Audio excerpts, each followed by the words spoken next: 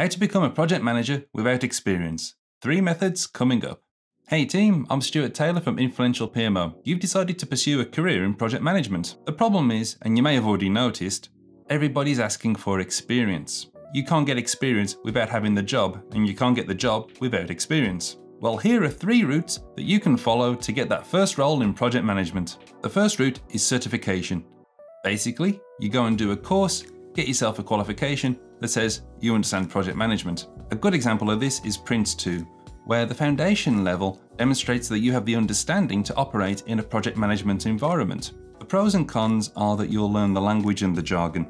That's really important for being able to understand what's going on around you on day one. You'll understand the underlying concepts better than most. The certification gives you transferable knowledge, as well as the evidence that you can dedicate your time to study, learning, and retaining knowledge. Following this route demonstrates proactivity and a willingness to invest in your own future, and a dedication to continuous improvement. The cons include that you still haven't demonstrated experience and you might still have to overcome that challenge at some point in the interview process. You'll find that in practice, project management's quite different from the theory. You won't get any understanding from doing a course on whether you'll actually enjoy doing the job. And finally, it can be expensive to get the certification.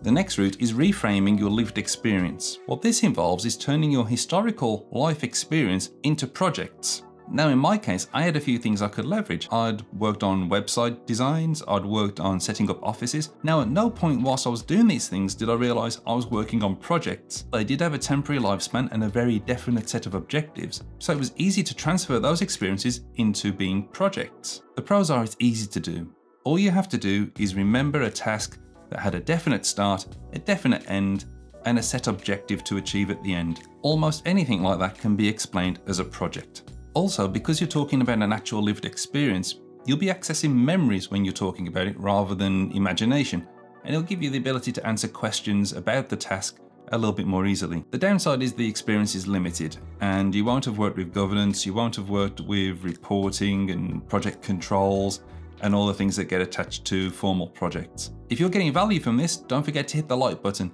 and definitely don't forget to subscribe so you don't miss future content. The next route is that you start to create projects. You start to turn ad hoc tasks and assignments into projects. If you're already working but you're in a non-project job, try to find the tasks that nobody wants to do.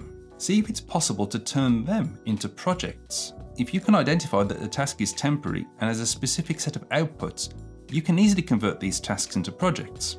You actively treat them like projects, tracking costs, benefits, risk. You build a plan. You start obsessing about quality. You start engaging with stakeholders. If you work at an organization that's got a project management service or a PMO, you can start reaching out to their project managers for advice and to use their templates and their approaches. This is a great way to get recognition and to move easily from being in a non-project role to a project role. Any PMO and project managers that you've been engaging in this process will remember that you've got the knowledge, the skills, and the hunger to do the role.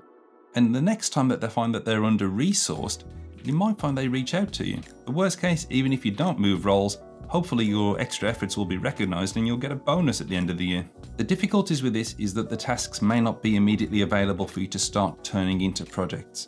You'll also probably need to have your line manager's support. And you may find that by taking on all these extra tasks, it doesn't leave a lot of time for you to do your regular day job, and that could cause problems in itself. Any of these routes will help to improve your chances of getting the experience and getting the recognition you need to get that first project management job. But your best bet is to try to do combinations of them. If you can do 2 or even 3 of these things, that sets you up for success. Question of the day. Can you think of any other routes that someone with no experience can find their way into their first project management job? Okay, go and get to it and let me know how it goes. Good luck.